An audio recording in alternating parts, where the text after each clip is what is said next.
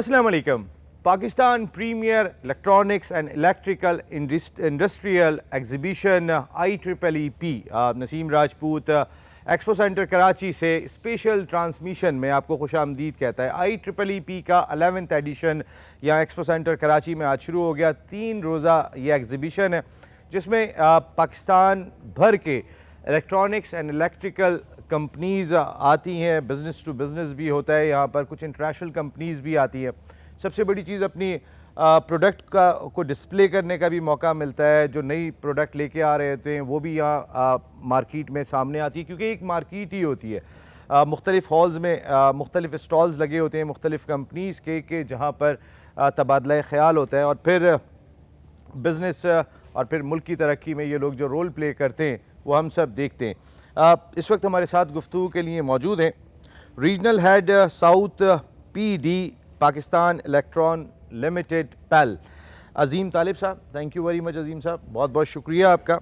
उनके साथ तशरीफ़ रखते हैं vice chairman IEEE Karachi mister Ishtiaqul Haq sahab. Thank you very much Ishtiaq sahab, बहुत बहुत शुक्रिया आपका। और उनके साथ तशरीफ़ रखते हैं GM sales fast cables limited Salim Akhtar Qadri sahab. Thank you very much Salim sahab, बहुत बहुत शुक्रिया आपका। अज़ीम साहब, आपसे स्टार्ट लेते हैं। 11th एडिशन IEEE का हर साल या जब भी ये नेक्स्ट एडिशन होता है, क्या कुछ तरक्की देखने को मिलती है, क्या कुछ फ़वाइद मज़ीद बढ़ते हैं? जी बिस्मिल्लाहिर्रहमानिर्रहीम, थैंक यू वेरी मच जी।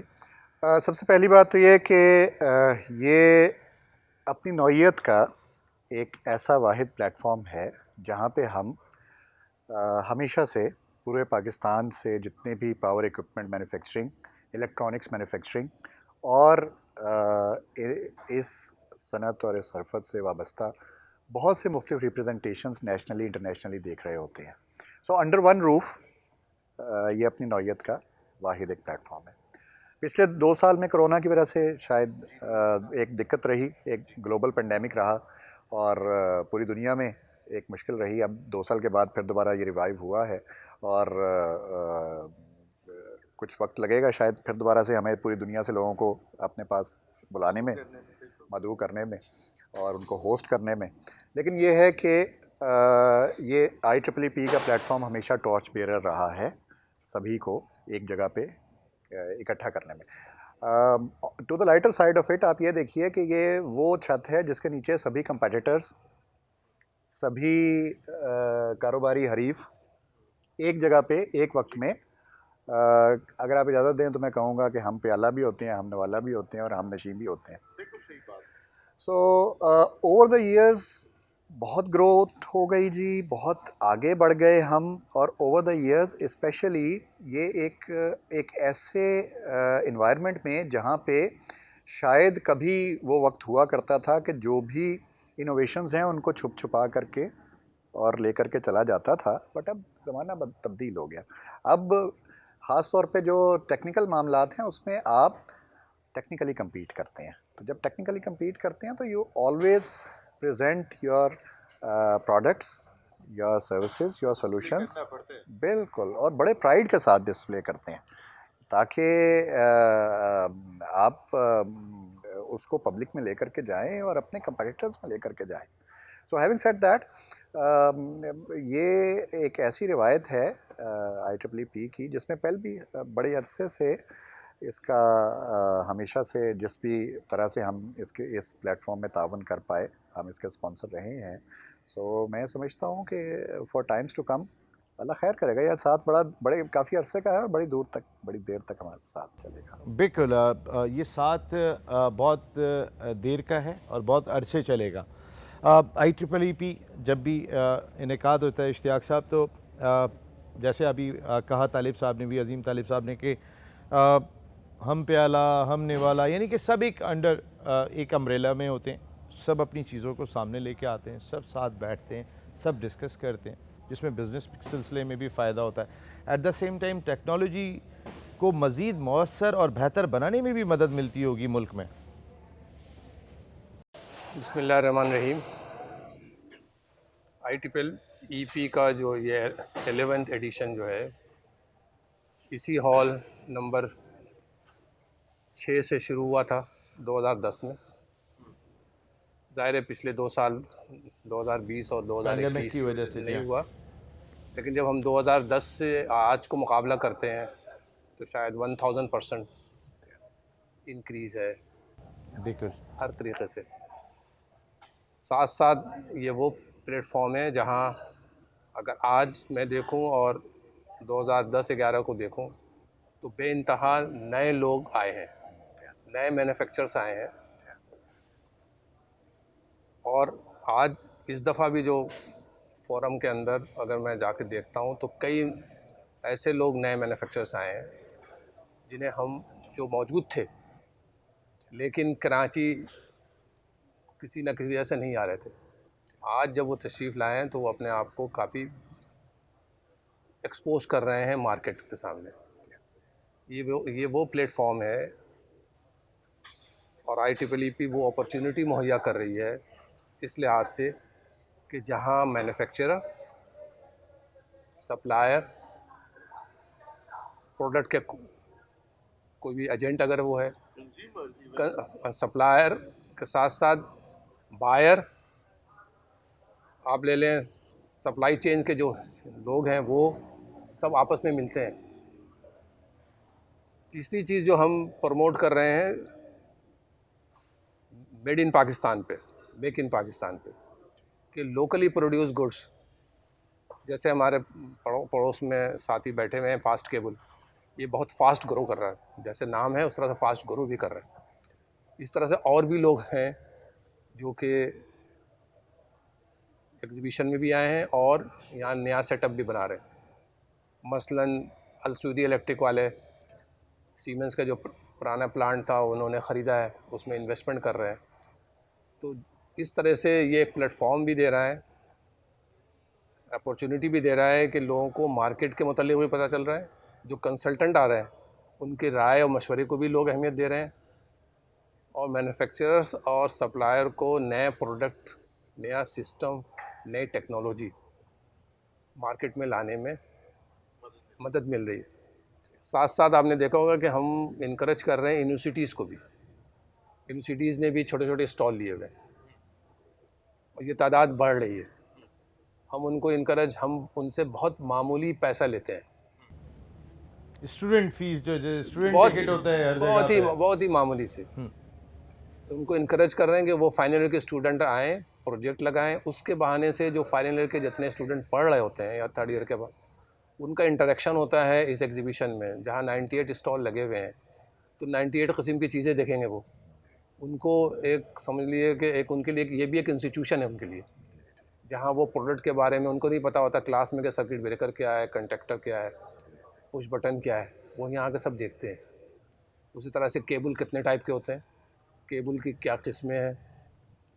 तो वो उनको एक अपॉर्चुनिटी मिल रही है इस एग्जीबिशन के ज़रिए, क्योंकि IEEE का जो मेन मोटो है, अगर आप सिंगल लाइन में हम डिस्क्राइब करें तो वो है डेसिमेशन ऑफ नॉलेज। तो डेसिमेशन ऑफ नॉलेज का एक बेहतरीन ये ज़रिया है IEEE, और इसमें कराची सेंटर जो है तमाम सेंटर के मुकाबले में सबसे ज़्यादा एक्टिव है। उनकी परफॉर्मेंस, खालिद साहब भी, चेयरमैन साहब अभी थोड़ी देर पहले हमारे साथ थे, वो भी यही बात कर रहे थे, और वो ख़ुद भी प्रोफेसर हैं NAD यूनिवर्सिटी में। अभी मैं उससे रिलेटेड सवाल आपसे करूँगा इश्तियाक साहब, जो अभी आपने बात कही कि हम एक्सपोजर देते हैं मुख्तलिफ़ यूनिवर्सिटीज़ को और बहुत कम उनसे मुआवजा लेकर उनको स्टॉल्स देते हैं, और फिर वो इतने कामयाब लोग जो बैठे हुए हैं यहाँ पर, उनके साथ जब इंट्रैक्शन करते हैं तो आने वाला वक्त उनका इंशाअल्लाह मज़ीद बेहतर होगा।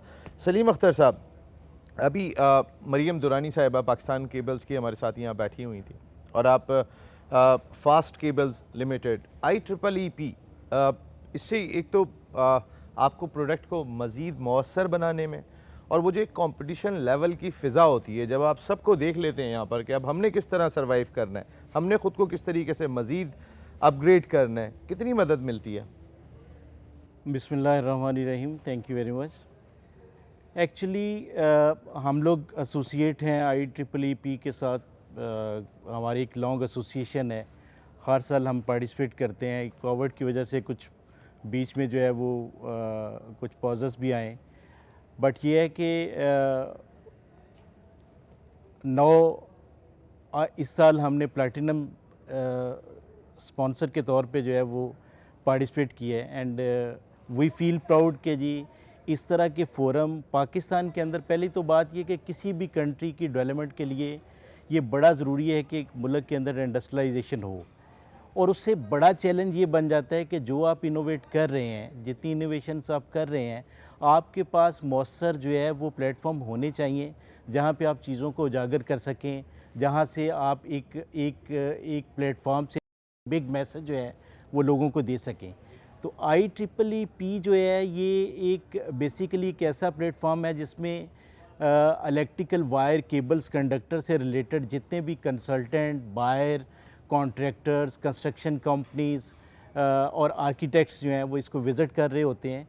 तो हमें एक बिग चांस हमारे पास होता है कि हम लोगों को एक मैसेज दे सकें कि हमने थ्रू आउट द ईयर जो है क्या मॉडर्नाइजेशन जो है वो अपने बिज़नेस के अंदर लेके आए हैं, कितना उसको मॉडरेट किया है, कितनी नई चीज़ें जो है वो हमने इनोवेट की हैं। जहाँ तक आपके क्वेश्चन की बात है तो हमें बीइंग ए कंपेटिटर पता होता है कि किस टाइम पे कौन कंपटीशन के अंदर जो है क्या डेवलपमेंट कर रहा है। तो अल्हम्दुलिल्लाह फ्रॉम द लास्ट 4 ईयर के अगर एनालिसिस करें तो we are the leading firm जो अगर देखा जाए तो we are the first company जो पाकिस्तान के अंदर कीमा गोल्ड सर्टिफाइड है, and we are the first company जो कि पाकिस्तान के अंदर एक नई टेक्नोलॉजी केबल के अंदर लेके आई CCV लाइन टेक्नोलॉजी के नाम से, and we are the first company जो कि पाकिस्तान के अंदर जो है वो एल्यूमिनियम अलॉय प्लांट जो है वो जो इंट्रोड्यूस करवाया है उन्होंने। तो इन दिस वे ये इनोवेशन जो है ये कंटिन्यूसली हम लोग करते रहते हैं, बट ये एक मौसर प्लेटफॉर्म है IEEE का जो है, जो हमें एक मौका देता है कि हम अपनी चीज़ों को अच्छे तरीके से जो है वो अपने यूज़र को और अपने बाकी स्टेक होल्डर को जो है एलेबोरेट कर सकें। बिल्कुल। अजीम साहब, आप पेल जैसी बड़ी कंपनी के साथ वाबस्ता हैं। पाकिस्तान में अगर हम देखते हैं तो मैं जैसे हायर की एक बात कर लेता हूँ, क्योंकि मैं क्रिकेट से मेरा वास्ता है, तो जावेद अफरीदी साहब से बहुत दोस्ती है, वो पेशावर ज़ल्मी के मालिक हैं। ये लेकिन मैंने एक चीज़ देखी जो एक फ़र्क मैं महसूस करता हूँ, ये थोड़ा सा टेक्निकल सवाल हो जाएगा। हमारे यहाँ पर अगर जो रेफ्रिजरेटर बन रहा होता है, जो एयर कंडीशन बन रहा होता है, और उसको मैं कंपेयर करता हूँ जाके, इवन मैं इमराट्स चला जाऊँ, मैं नहीं जा रहा यूरोप, मैं नहीं जा रहा अमेरिका, मैं अगर उसको कंपेयर करता हूँ तो उन दोनों की प्रोडक्ट में एक बहुत बड़ा फ़र्क होता है। इसकी क्या वजह है? जी सलीम साहब, एक तो ये कि इस इवेंट के पर्सपेक्टिव में पेल के बेसिकली 2 डिवीजन्स हैं, एक अप्लाइंसेस डिवीजन है और एक पावर डिवीजन है। अप्लाइंसेस डिवीजन में हम तमाम होम अप्लाइंसेस को डील करते हैं, और पावर डिवीजन में हम पावर इक्विपमेंट जिसमें transformer, switch gear, energy meter, substation equipment, generation plants और इस तरह की चीज़ों को कवर करते हैं। सो ऑल्दो के I am representing the power division, but still हम इसको जेनेरिक कर लेते हैं, सवाल को अप्लाइंसेस तक नहीं महदूद रखते, प्रोडक्ट्स पे चले जाते हैं। जी बिल्कुल ठीक है। देखिए, बात यह है कि अगर आप मुझे इजाज़त दें तो मैं और बाकी शुरका की इजाज़त से मैं कहूँगा, ऐसा नहीं है कि पाकिस्तान में दुनिया की बेहतरीन चीज़ बनाई नहीं जा सकती या बन नहीं सकती। ये मैं यही कह रहा हूँ, ये तो कैपेबल तो हम हर चीज़ के हैं। देखिए, अभी हम उसके सिर्फ जो सॉफ्ट पार्ट है, जो उसका कैपेबिलिटी का पार्ट है, जो उसका इंजीनियरिंग का पार्ट है, जो उसका टेक्निकल पार्ट है, या जो उसकी इस्तात का पार्ट है, हम उसकी बात कर रहे हैं। ठीक। अब इसके बाद फिर आ जाएंगे मामलात कि हम उसको फिर बात को जब फैलाएंगे तो फिर हम यहाँ आएंगे कि जब आप इस लेवल की इंडस्ट्री की बात करते हैं, जिस तरह हम केबल इंडस्ट्री की बात कर रहे हैं, या हम ट्रांसफार्मर इंडस्ट्री की बात कर रहे हैं, या स्विच गियर इंडस्ट्री की बात कर रहे हैं, जिसमें पूरे पाकिस्तान में 24 करोड़ आवाम में फिंगर टिप्स पे आप गिन सकते हैं कि केबल बनाने वाले कितने मैन्युफैक्चरर्स इस वक्त सर्वाइव कर रहे हैं, एग्जिस्ट कर रहे हैं। कहीं ना कहीं हालात नामसाइद हैं। जो ईज़ ऑफ डूइंग बिजनेस है वो सिर्फ FDI तक रिलेटेड नहीं है, वो ease of doing business obviously आपकी डोमेस्टिक मार्केट के साथ भी मुतल्लिका है। ये इंपॉर्टेंट चीज़ यही है कि हमारी अपनी मार्केट का तकाजा क्या है। शायद जी, तकाजा क्या है, और उस तकाजे को पूरा, उस तकाजे पर पूरा उतरने के लिए पीछे जो उसकी कमर्शियल फिजिबिलिटी है पूरे निज़ाम की, हाँ, उसको भी चेक करना पड़ता है उसको भी तो आपने किसी न किसी शक्ल में एक वैल्यू चेन की शक्ल देनी है ना जी। अगर मिसाल के तौर पे जिस तरह अब हम एक जेनेरिक बात कर रहे हैं, तो अगर आपको चाइना से बनी बनाई प्लेट जो है वो 10 रुपए में मिलेगी, तो यहाँ की 12 रुपए की प्लेट तो मेड इन पाकिस्तान फ़ायदा नहीं है। कोई नहीं लेगा। ठीक है, हैविंग सेड दैट, हमारा इशू ये है कि तमाम मेजर रॉ मटेरियल जो कि इस इंडस्ट्री में इन्वॉल्व होता है, उसका प्राइम सोर्स पाकिस्तान नहीं है, उसका ओरिजिन पाकिस्तान नहीं है, बाहर से मंगाना पड़ता है। सब बाहर से मंगवाना पड़ता है। सलीम साहब, Yes, correct बिल्कुल, कीजिएगा। बिल्कुल, 100%। अगर कहीं से कोई कॉपर या तांबा निकल भी आता है पाकिस्तान में से, वो इस ग्रेड और इस क्वालिटी का नहीं है कि उसको इलेक्ट्रिकल इक्विपमेंट के तौर पे इस्तेमाल किया जा सके। इसी तरह आप जिस भी प्रोडक्ट की बात करेंगे, उसमें किसी में 70%, किसी में 80%, किसी में 90% रॉ मटेरियल्स इंपोर्टेड हैं, और वो भी किसी एक मुल्क पे डिपेंडेंट नहीं है, पूरी दुनिया से इकट्ठे करने पड़ते हैं। और ये सारी दुनिया करती है, हम ही नहीं कर रहे, सभी करते हैं। ये सभी कर रहे हैं। सिर्फ फ़र्क ये है कि अगर आप यूरोपियन यूनियन की बात करेंगे, तो शायद वो उस यूरोपियन यूनियन में या यूरोपियन रीजन में बना सभी लेते कुछ हो। उनको अवेलेबल मयस्सर हो हो, जाएगा, देखो। मयस्सर होगा। पाकिस्तान का मामला थोड़ा सा मुख्तलिफ है। हम जियोलॉजिकली जहाँ पे लोकेटेड हैं, वहाँ पे आप जानते हैं कि हम अगर सामने रख के देखिए तो दाएं तरफ से कुछ नहीं मंगवा सकते, बाएं तरफ से कुछ नहीं मंगवा सकते, ऊपर होता कुछ नहीं, नीचे समुंदर है।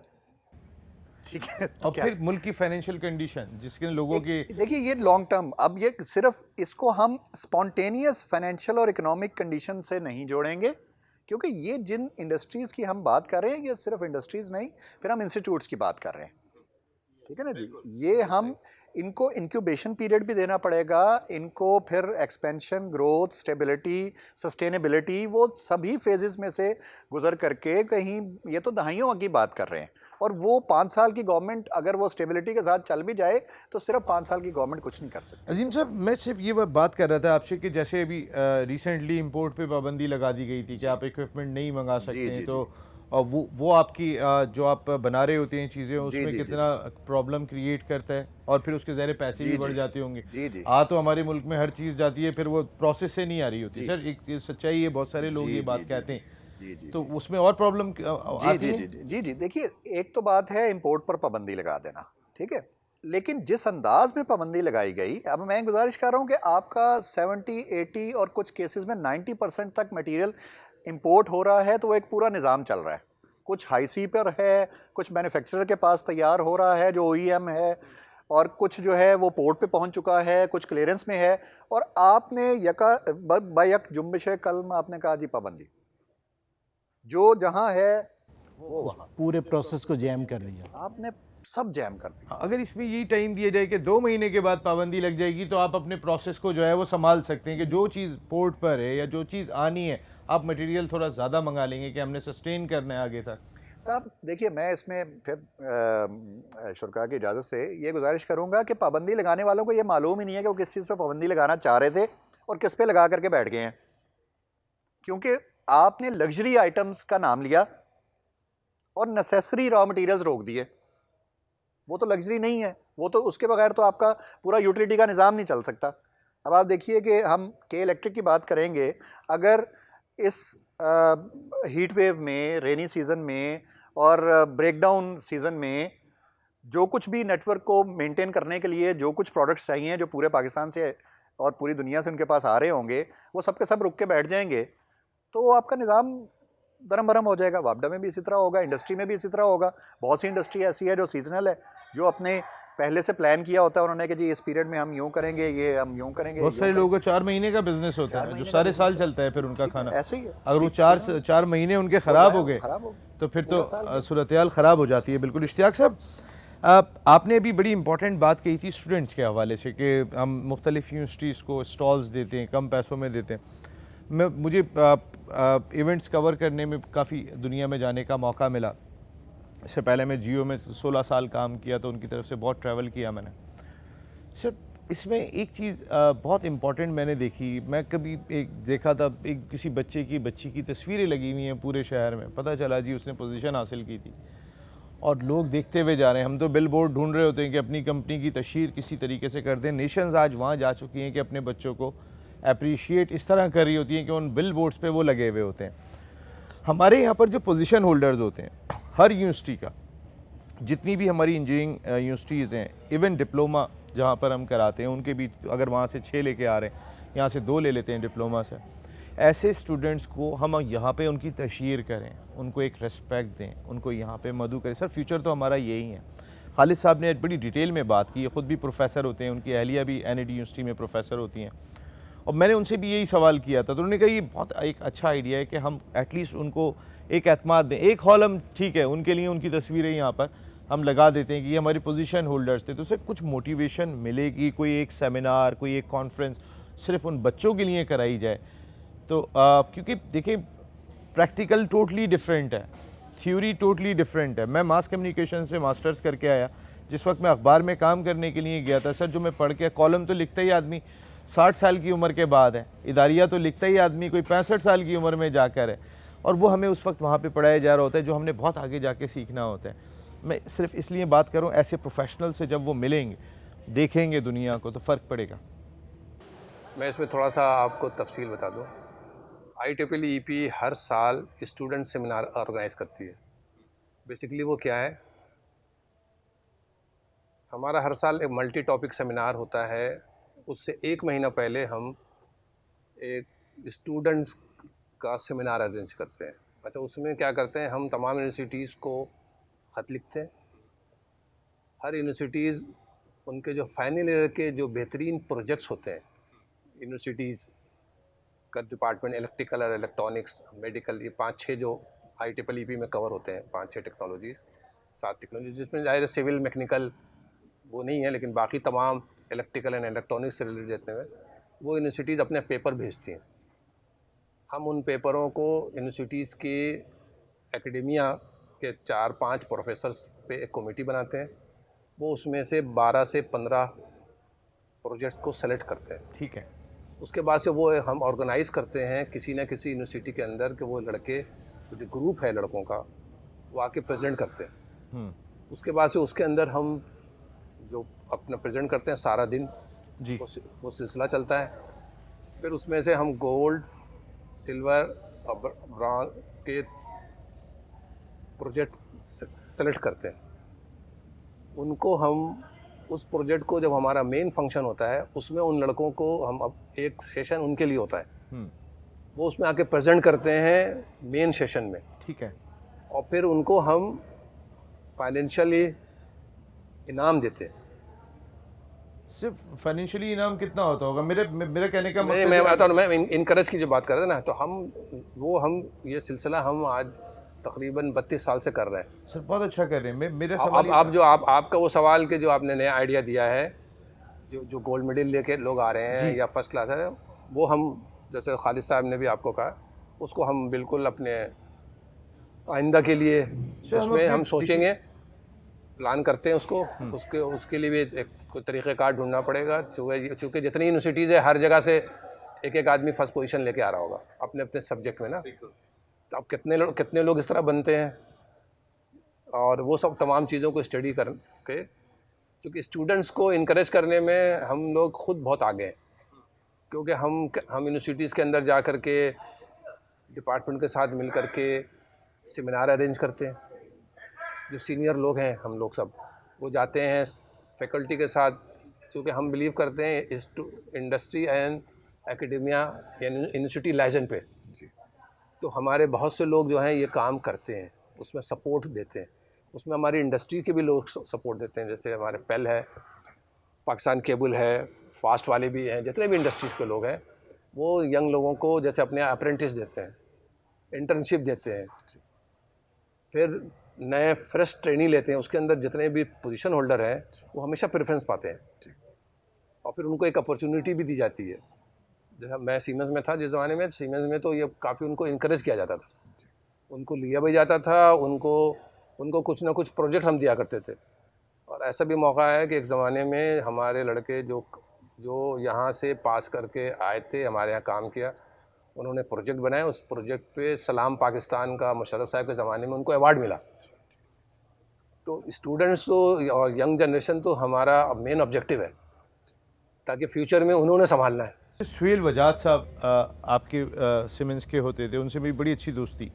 नदीम उमर साहब से बहुत दोस्ती है, तो उनके बहनोई हैं, कोयटा ग्लैडिएटर्स के जो चेयरमैन हैं। तो मैं उनसे भी यही वाली चीज़ मैंने डिस्कस की थी। मैंने कहा कि हम होल्डिंग्स शहर में लगाते हैं, हम पैल की ही लगाएंगे, हम फास्ट केबल्स की ही लगाएंगे, लेकिन उसके अंदर वो जो एक अगर 12 फुट की जगह है मिसाल के तौर पे, तो 2 फुट में उसकी एक तस्वीर आ जाती है कि प्राउड हम करते हैं इसके ऊपर, फास्ट केबल्स प्राउड करता है। तो सिर्फ एक तो आपकी प्रोडक्ट को लोग और ज़्यादा रेस्पेक्ट से देख रहे होते हैं कि आप देखें अपने लिए वहाँ पे जगह दे रहे हैं। At the same time sir देखिए, आपने एक इनाम दे दिया, 10,000 रुपये का इनाम दिया, 1 लाख रुपये का इनाम दिया, लेकिन बहुत सारे ऐसे स्टूडेंट्स हैं, सलीम साहब ये मेरा आपसे सवाल है, बहुत सारे ऐसे स्टूडेंट्स भी होते हैं कि जो अफोर्ड नहीं कर सकते फिर बाहर जाके पढ़ना। खालिद साहब ने MS बाहर से जाके अमेरिका से किया था, दैन वो वापस आए थे। बहुत सारे बच्चे ये नहीं कर पाते। हमारे यहाँ भेड़ बकरियों की तरह स्टूडेंट्स आ रहे हैं सर, 200 स्टूडेंट्स आ रहे हैं तो 20 को नौकरियाँ बहुत मुश्किल से मिलती हैं। मैं सिर्फ़ और सिर्फ एक तो उनका मोटिवेशन फैक्टर और बेहतर करने के लिए और आगे फ्यूचर को बेहतर बनाने की बात कर रहा हूँ, मेरे अपने जहन में जो आता है। सलीम साहब देखिए सर, बात ये है कि जिस जगह पे बेस्ट बिज़नेस प्रैक्टिसेस होती हैं, वहाँ पे सोशल रिस्पॉन्सिबिलिटीज़ जो हैं वो भी साथ साथ चल रही होती हैं। मैं अभी मेरे सीनियर बात कर रहे थे, तो अगर हमने स्टेट ऑफ द आर्ट जो है वो टेक्नोलॉजी पाकिस्तान के अंदर लेके आए हैं, तो हमने एक प्रोग्राम बनाया जिसके तहत हम लोगों को ओरिएंटेशन के लिए ख़ास तौर पे यंग स्टूडेंट्स जो हैं, जिनका जो है वो लास्ट ईयर चल रहा होता है इलेक्ट्रिकल में या इलेक्ट्रॉनिक्स के अंदर, हम उनको उनके विज़िट अरेंज करते हैं ओरिएंटेशन के लिए। सेकेंडली जो है उनको इंटर्नशिप ऑफ़र करते हैं। थर्डली ये होता है कि फ़ास्ट एक्सीलेंस अवार्ड के तौर पे जो है वो हम कोई मोर देन 12 यूनिवर्सिटीज़ के अंदर जो है वो हमारा एनुअल प्रोग्राम चल रहे होते हैं, जिसमें लोगों को सार्ट आउट किया जाता है और जो एलिजिबल होते हैं उन लोगों को फ़ास्ट एक्सीलेंस अवार्ड दिए जाते हैं। तो इस तरह की जो प्रैक्टिसेस हैं, जिस जगह पे भी बिज़नेस के अंदर एक्सीलेंस आपने हासिल करनी है, तो उसके साथ कारपोरेट के साथ साथ सोशल रिस्पॉन्सिबिलिटीज़ भी आपकी जो है वो स्टैंड कर रही होती है। तो उसके लिए हमेशा से हम लोग तो कोशा होते हैं और हमारी कोशिश होती है कि यंग जनरेशन को, यही पाकिस्तान तो फॉर्चुनेटली जो है वो अगर देखा जाए तो बेस ही कर रहा है यंग जनरेशन के ऊपर, स्टूडेंट्स के ऊपर। आने वाले दौर के जो हैं ये पाकिस्तान के मेमार हैं। तो हम लोग जो है वो एज ए अदारा जो है वो, मैं अगर अपने फास्ट केबल्स लिमिटेड की बात करूं, तो हमारी कोशिश हमेशा ये होती है कि अपनी कारपोरेट रिस्पॉन्सिबिलिटीज़ के साथ साथ जो है वो सोशल रिस्पॉन्सिबिलिटीज़ को भी मद्देनज़र रखा जाए। नहीं, बिल्कुल सही बात है। मैं बिल्कुल इश्तियाक साहब के पास आता हूँ ज़रा, आपके पास अजीम साहब। इश्तियाक साहब, जैसे ये सारी कंपनीज तैयार बैठी हैं IEEE के प्लेटफॉर्म से, ठीक है, इस साल हम किसी कॉन्फ्रेंस में ऐलान करते हैं और उसके बाद ये तमाम लोग साथ खड़े हुए आपके प्लेटफॉर्म से, भाई ठीक है ये पोजीशन होल्डर हैं, आपको बाहर पढ़ने भिजवाना है, हमने कोई ना कोई ऐसा प्रोसेस करना है कि अपने आने वाली जनरेशन को, सर आप लोगों ने, मैंने तो अपना वक्त गुजार लिया, मेरे बच्चे हैं, आपके बच्चे हैं जो आगे आ रहे हैं, आगे हम देखते हैं तो सर बहुत सारी मुश्किलात दिखाई दे रही हैं 10 हवालों से। शायद हमारे दौर में इतनी मुश्किल नहीं थी जो इस दौर में दिखाई दे रही हैं।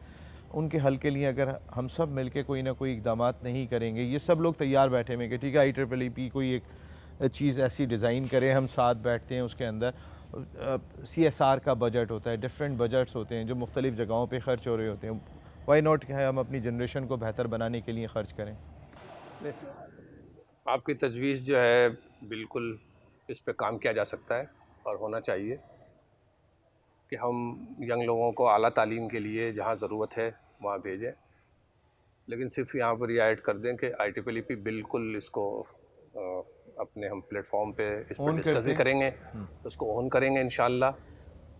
लेकिन सिर्फ यहाँ पर ऐड ये कर दें कि बहुत सी कंपनियाँ ये ऑलरेडी फैसिलिटीज़ दे रही हैं। जैसे हमारे सीमेंस में था 1 से 2 लोगों को हर साल इंजीनियरिंग में और बिजनेस एडमिनिस्ट्रेशन में हर साल जर्मनी जाते थे सीमेंस के खर्चे पर, उनको स्कॉलरशिप दी जाती थी, वो सिलेक्शन भी होता था मेरिट के ऊपर। ये ऐसा नहीं था कि कोई किसी का रिश्तेदार चला जाएगा, नहीं, मेरिट के ऊपर बाकायदा यूनिवर्सिटी से मेरिट ज़रूरी है सर वाकई। तो इंशाल्लाह जैसे आपने कहा है हम इसके ऊपर तो जो और कंपनी करेंगे। भेज रही हैं वो तो भेज रही हैं, लेकिन IEEE के थ्रू और बहुत सारी कंपनीज हैं, बहुत मेरे ख्याल से सैकड़ों में होंगी सर, जिनको हम जोड़ के और मजीद काम कर सकते हैं इस सिलसिले में। तो इंशाल्लाह हम इसके ऊपर गौर बिल्कुल करेंगे इंशाल्लाह। Thank you very much sir, ये मुझे बहुत ही एक दिल में चीज़ थी, तो मैंने कहा आपसे ज़रूर डिस्कस करूँगा। ये मैंने खालिद साहब से भी बहुत डिटेल में आपसे बात की थी और मुझे अच्छा लगा कि ये सब इसके लिए तैयार हैं और ये होना चाहिए सर। बहुत परेशानी है हमारे बच्चों की, मैं खुद सोच रहा होता हूँ बच्चों को बाहर भेज दूँ, इस हर आदमी सोचने पे आ गया है। अगर हम खुद यहाँ पे अगर इसका तदारुक नहीं करेंगे मिल बांट के, तो फिर तो मुश्किलात में ही जा रहे होंगे। हम सब हर वक्त सरकार को देख रहे होते हैं, हमारी साइंस और टेक्नोलॉजी की मिनिस्ट्री में वो लोग बैठे होते हैं सर जिनको पता भी नहीं होता, और वो फैसले कर रहे होते हैं बहुत सारे। मैं बिल्कुल मीडिया का आदमी हूँ, मुझे नहीं कोई किसी से डर होता, जो ये सच्चाई है, जो आप जैसे प्रोफेशनल्स हैं जो काम कर रहे हैं, वो चीज़ दिखाई नहीं दे रही होती है यहाँ पर। जी आप कोई बात कर रहे थे? मैं कुछ ऐड करना चाहूँगा। जी, देखिए प्लीज़। मैं अपनी जगह बिल्कुल बचा। मैं समझता हूँ कि पाकिस्तान में बिजनेस एडमिनिस्ट्रेशन के हवाले से भी, यहाँ पे IBA, लाहौर में लम्स, और इंजीनियरिंग के हवाले से भी बहुत मोतबर इदारे और नाम मौजूद हैं। NED की मिसाल ले लीजिए, नस्ट की मिसाल ले लीजिए, UET की मिसाल ले लीजिए। ये एक अलग टॉपिक ऑफ डिस्कशन है कि आज से 20 साल पहले या 25 साल पहले जब हमने इंडस्ट्री ज्वाइन की थी, उस वक़्त मोहतात अंदाजे के मुताबिक मैं इलेक्ट्रिकल एंड इलेक्ट्रॉनिक्स इंजीनियर्स की बात कर रहा हूँ कि वो पूरे साल में रिक्वायरमेंट 1000 लोगों की थी और 600 लोग निकलते थे यूनिवर्सिटी से। पब्लिक यूनिवर्सिटीज़ हुआ करती थी, तो शायद यूनिवर्सिटी छोड़ने से पहले जॉब हो जाती थी। आज प्राइवेट तालीमी इदारों की वजह से 6000 इलेक्ट्रिकल एंड इलेक्ट्रॉनिक्स इंजीनियर हर साल आ रहे हैं, हर साल आ रहा है, नॉर्थ से लेके साउथ तक। 1000 जॉब नहीं है, 1000 का बढ़ के 1200 होगी जी, 2000 शायद। हो गया होगा। ठीक है, सो ये एक अलग अपनी जगह। लेकिन देखिए मैं साथ ये मैं क्यों कह रहा हूँ, जिस तरह सलीम साहब ने फरमाया, हर अच्छा इदारा ये अपॉर्चुनिटी देता है उन लोगों को। दो बातें हैं, देखिए सिर्फ पढ़ाना या सिर्फ पढ़ना मकसूद नहीं है, एक्सेल करना, पढ़ें और उस पढ़ाई को अप्लाई करें, जी और हाँ। अप्लाई करें अपने मुल्क के लिए, अपने इदारे के लिए।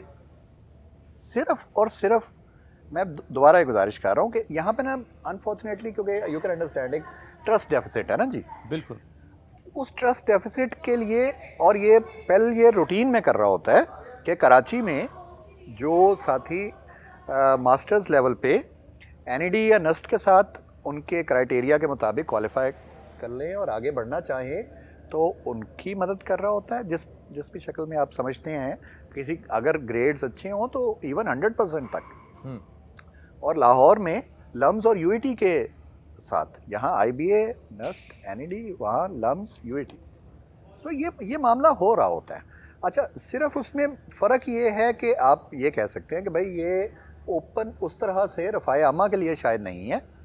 ये है तो हमारे अपने जो इन हाउस हमारा टैलेंट उसे कह लीजिए, रिसोर्सेज कह लीजिए, हमारे अपने साथी कह लीजिए, लेकिन किसी भी पाबंदी के बगैर है कि जी इसके बाद अब आप 5 साल पहले के साथ जुड़े रहेंगे। नहीं भाई, आप इस काबिल हो जाएं कि आप लेकिन पाकिस्तान में सर्व कीजिए। सिर्फ जिनको हम बाहर भेजेंगे उनको भी बाउंड करेंगे कि आपने नहीं सर्विस ये बाउंड नहीं है जी, वो भी बाउंड नहीं हो सकते। देखिए यहाँ पे इख्तलाफ है ना, ये कहने की सुनने की हद तक तो मैं समझता हूं मुश्किल हो जाता है वाकई। ये कहने सुनने की हद तक गायब हो जाते हैं जो बॉक्सिंग के लिए जाते हैं, तो वो स्लिप हो जाते हैं। जी ये कहने सुनने तक ठीक है, वगरना उसके आगे नहीं। वो ठीक है, हम चाहेंगे कि हो जाए, लेकिन हो नहीं पाएगा। उसका पाकिस्तान को फ़ायदा नहीं हो पाएगा, इदारे का फ़ायदा तो उसके बाद आता है। जबकि जो मैंने गुजारिश की, पाकिस्तान का फ़ायदा है जी, जो मैंने गुजारिश की का मकसद पाकिस्तान का फ़ायदा। देखिए मैं आपकी इजाज़त से सिमंस की बात आपने की, पेल की बात आपने की, या फास की बात की, हम यहाँ से सीख करके लोग केई में, वापडा में, नेस्पाक में और जितने मोतबर, मैं सबका नाम नहीं लेना चाहता, लेकिन जितने मोतबर इदारे हैं उनमें पाकिस्तान की खिदमत कर रहे हैं माशाल्लाह। ठीक है, और ये हमारी आंखों के सामने उनका आगाज़ जो है, वो जब वो उंगली पकड़ के चल रहे थे तो इन इदारों में थे। हाँ, अब दौड़ना शुरू हो गए हैं तो इदारे जो है वो बदल गए हैं। सो मैं आई वुड से कि देखिए जब आप इस लेवल पे देखेंगे तो वाकई सलीम साहब की बात बजा है कि CSR में अपनी तरफ से कोई कमी नहीं होगी, लेकिन बहरहाल हर इदारा ये चाहता है कि अल्टीमेटली कोई ऐसा मामला ना इख्तियार कर लिया जाए जो कि किसी न किसी शक्ल में किसी हयूदो कयूद से बाहर निकल जाए। बिल्कुल सही बात है, उससे बाहर नहीं जाना चाहिए। लेकिन सलीम साहब, मुख्तसर सा आपसे जाऊंगा कि आप ये जो बदर एक्सपो सॉल्यूशंस IEEE का मर्जर है, ये जो आपस में जुड़े हुए हैं, ये जो पार्टनरशिप है, ये कैसी देखते हैं आप? बदर आई थिंक बदर एक्सपो सॉल्यूशन जो है ये बहुत बड़ी एफर्ट कर रहे हैं, बहुत बड़ा जॉइंट वेंचर है ये, और बहुत इनकी कोलैबोरेशन होती है आपस में, एंड हमें भी टाइमली चीज़ों पे इंटीमेट कर रहे होते हैं। ख़ुद भी उनके इवन उनके CEO जो है वो हमारे मार्केटिंग डिपार्टमेंट के साथ अटैच होते हैं। मुख्तलिफ़ इवेंट्स जो आ रहे होते हैं टाइमली हमें ब्रीफ़ कर रहे होते हैं उसके बारे में। तो ये इस तरह की एसोसिएशन जो है ये आई थिंक इस प्लेटफॉर्म की सक्सेस में बहुत इंपॉर्टेंट रोल प्ले कर रही है। इश्तियाक साहब, यही पार्टनरशिप, क्योंकि अब तो IEEE कराची, अल्हम्दुलिल्लाह हम ये कहेंगे कि जब से हमारी बदर के साथ पार्टनरशिप शुरू हुई है, इसमें वक्त के साथ साथ इम्प्रूवमेंट हो रही है, बहुत अंडरस्टैंडिंग अच्छी क्रिएट हो रही है। आपके जितने भी लोग हैं, ज़ुहैर नसीर साहब से लेकर के डाउन लाइन तक, अल्हम्दुलिल्लाह IEEE के साथ उनका इंटरलिंक बहुत स्ट्रॉन्ग है। हम साल भर उनके साथ अटैच रहते हैं, और आइंदा भी इंशाअल्लाह हमारा जो है ये सिलसिला, अल्लाह ने चाहा तो ये सिलसिला चलता रहेगा। यही आपसे जानना चाहूँगा अजीम साहब। देखिए, साहिबान ने बात तो कर दी, मैं तो सिर्फ इस अंदाज़ में कहूँगा कि ये IEEE का जो ख्वाब है ना, इसकी ताबीर बदर के पास है, क्योंकि at the end of the day ये जो 3 दिन में जो होस्टिंग है ना जी, ये फिर हमारे पास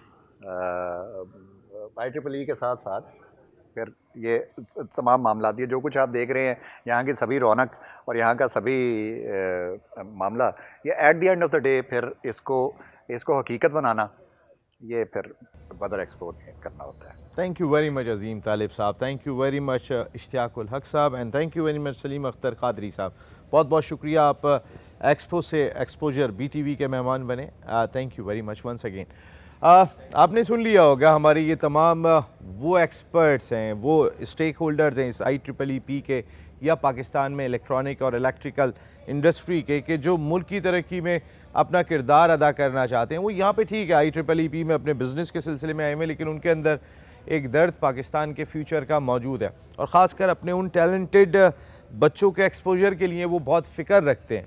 और यही मकसद एक्सपो से एक्सपोजर का भी है कि ठीक है, बिज़नेस अपनी जगह पर है जिसको हमने दिखाना है, लेकिन हमारा आने वाला फ्यूचर क्या होगा और किस अंदाज से वो पेनिट्रेट करेगा माशरे में, उसकी तरक्की में भी IEEE और जितने भी हमारे पैल हो गए, फास्ट केबल्स हो गए, तमाम की तमाम जितनी कंपनीज़ हैं वो अपना किरदार अदा करने को तैयार हैं। यहाँ नसीम राजपूत अपनी पूरी प्रोडक्शन टीम के साथ इस एपिसोड एक्सपो से एक्सपोजर में इजाज़त चाहते हैं। जल्द फिर आपसे मिल रहे हैं। टिल देन, अल्लाह निगहबान।